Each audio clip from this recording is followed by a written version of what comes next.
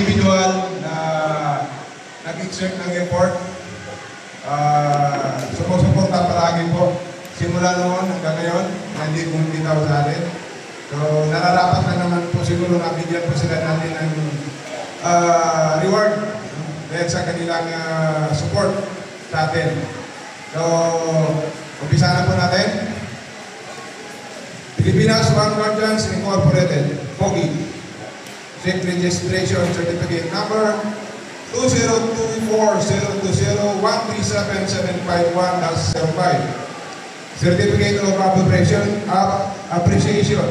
is presented to Erlinda Singkalar, President ng Regalado Republic Neighborhood Association.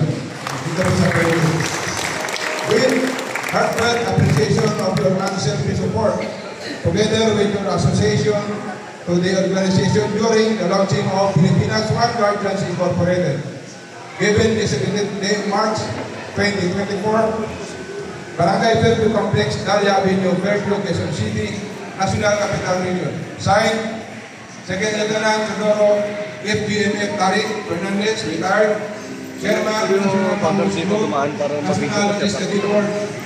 Signed, Police Brigadier